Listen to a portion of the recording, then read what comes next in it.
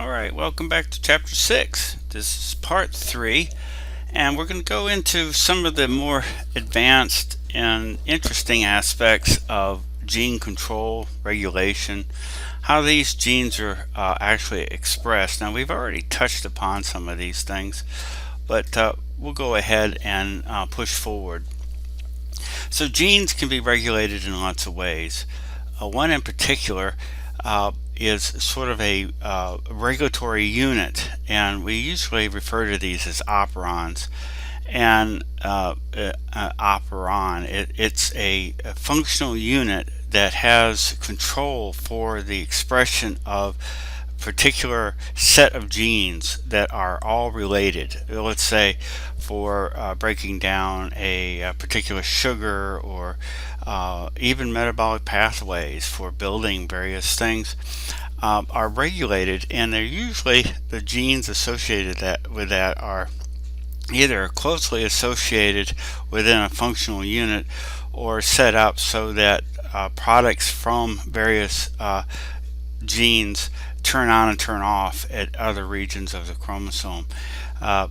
Things are never as easy as you like to think they are, but we can try to wrap our brains around just the overall, the big picture of what's going on, and try not to get hung up in the picky-uni details of these sorts of things. The first time we go over these types of things, it tends to be, oh, this is just so complicated. Look at it from a larger perspective, and I think you'll have a better experience. So gene expression is production of a protein that the gene sequence code for. So we're expressing a particular gene. Gene regulation is whether a gene is turned on or turned off. So we are lean, mean fighting machines. That's what I usually reserve for microbiology in general, but we tend to not be wasteful. So if we don't have to produce a particular part of a gene or something, we won't. And we do this through regulation. It provides control over a gene is currently producing its protein product or not, and a lot of times these are automated. In other words, the end product builds up, and it represses or turns off particular genes until it's used up, and then it's the turn off function of the presence of that product is reduced, so now the gene starts to function properly again. Environment has regulatory effects on gene expression, and there's lots of good things and bad things associated with the environment. Of course, pharmaceuticals could be included in the environment because we, of course, have a propensity of shoving pills in our mouth, and it is part of the environment. Microarrays, and usually when I say microarrays, it's a powerful tool to monitor the expression levels of thousands of genes. This is a laboratory type of technique. Usually you have what they call a microtiter dish, and those are 96 little dinky wells, probably about 10 microliters per well, and they have automated machines that can deliver fluids or liquids to each of those individually or as a group across the 96 wells. And usually what they use them for is colorimetric reactions. In other words, you can see different colors, and then you can obviously see then the levels of expression based on how dark the color is. And it's very useful. It's used a lot, and I'll make reference to it later on. Particularly useful in exploring how genes express. It differs in terms of illness or treatment of an illness, or as we get older, things fall off, and I'm experiencing that now. But it's microarrays can be used for that, and it's just a nice way of getting sort of a picture about what's going on. Controlling gene expression, we have a variety of mechanisms to do this under the heading of controlling gene expression. Transcription. Now, if you remember, we transcribe to make messenger RNA. These are proteins that bind to a specific regulatory site on the DNA. So it can enhance or suppress the making of messenger RNA or the transcript to have it later built into a protein or whatever the function is. So we have positive controls that initiates or speeds up gene expression, or negative controls that slow or block it.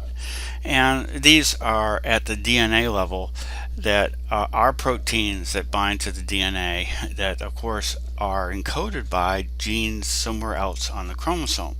So they too are subject to regulation. I know it starts to boggle the mind, but that's okay, because remember, let's look at the big picture. Gene regulation is extremely important during the initial development of an organism. There are genes that are turned on. I don't know if you saw this hunt for Red October, but one ping only. Well, there are certain genes that are expressed one time during our development and never again, which again, that just blows my mind, but that's kind of how things are. Certain functions have to occur at a particular moment. The turning on during puberty, everyone's experienced that, and it's a cascade of events that occur due to a regulatory signal, usually due to hormones and aging processes, and development of certain organs and things like that happen. And it's all part of the gene regulation.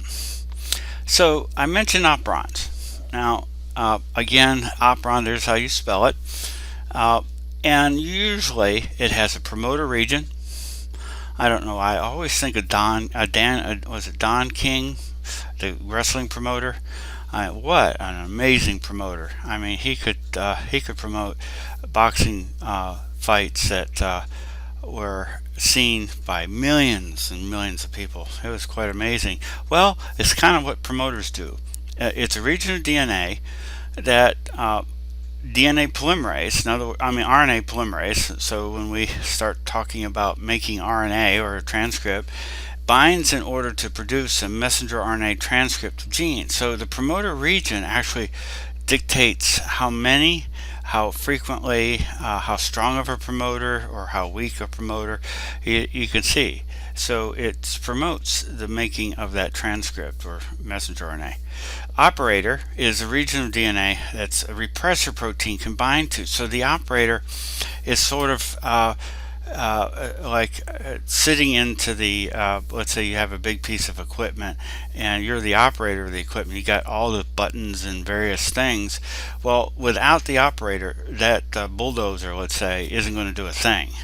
And the operator either turns on and operates it, or it doesn't.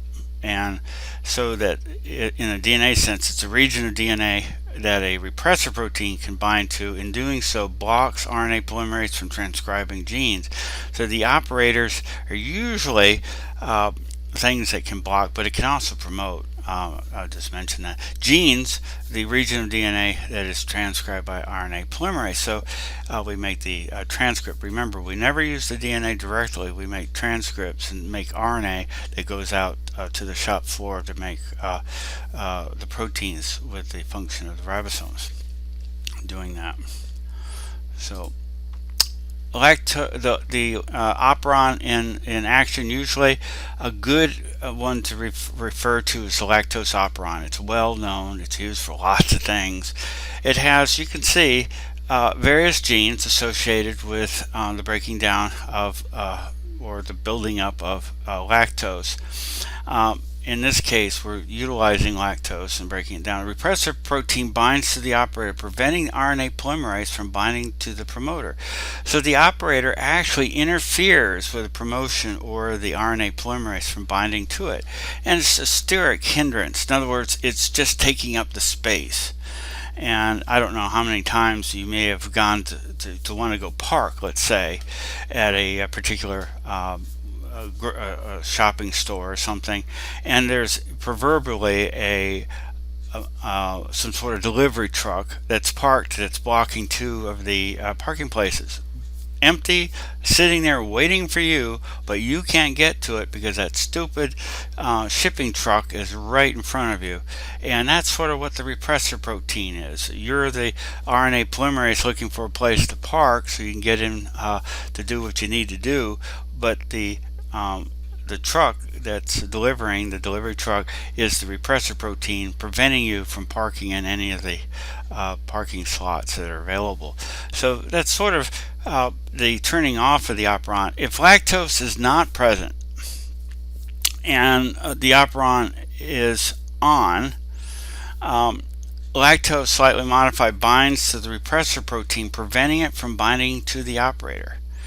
And so in this case, it would be sort of like a series of tickets on the windshield of a vehicle telling it to move on. So you can't put your shipping truck here to block these places. So it binds to the repressor protein, preventing it from binding to the operator. So in this terrible analogy of the shipping truck trying to get it to move on, they put the tickets, the officers put the tickets there, and of course the driver doesn't want to have a lot of bills to pay, so moves on. So RNA polymerase can bind to the promoter, or you can go and park in that space, and so it transcribes the genes for lactose metabolism, and that's breaking and utilizing the energy that's in the chemical bonds in lactose. So here's an operon. So it is sort of the all the sequence of events in close proximity that's a one functional unit. It's operational unit, an operon. So we have a regulatory gene, promoter, an operator, and then a series of structural genes, and that it would be referred to as an operon. And I apologize for the crappiness. I just realized for some reason it's a crappy slide, but we allow crappy slides from time to time because, well, your instructor should do better than that. In the absence of tryptophan, the TRP repressor disassociates from the operator and RNA synthesis proceeds. So we're not being blocked, but if the repressor protein like tryptophan binds to the site that changes the structure of that repressor, it's not showing this. In fact, this graphic, I'm going to throw it out and put one where when the tryptophan binds to it, it changes its shape such that it binds to the operator and RNA polymerase cannot bind to do its thing. And it's all about shape change. When something binds to a particular protein, it adds other pieces of charge, positive, negative charges, and causes a conformational or a shape change of that particular protein. Now, I have 3D printed some of these differences. It changes once the repressor has been bound by, let's say, tryptophan, in this case for this particular operon. It changes its shape, and 3D printing is really useful for doing that. And anyhow, that's what we have. So this is much clearer now. So there are many other ways genes can be regulated besides operons. There's transcriptional regulation, activators and repressors, enhancer sequences, and chemical interference. Some of the brute force type of things. Activators can initiate or speed up positive controls. Enhancer sequences can speed up RNA polymerase.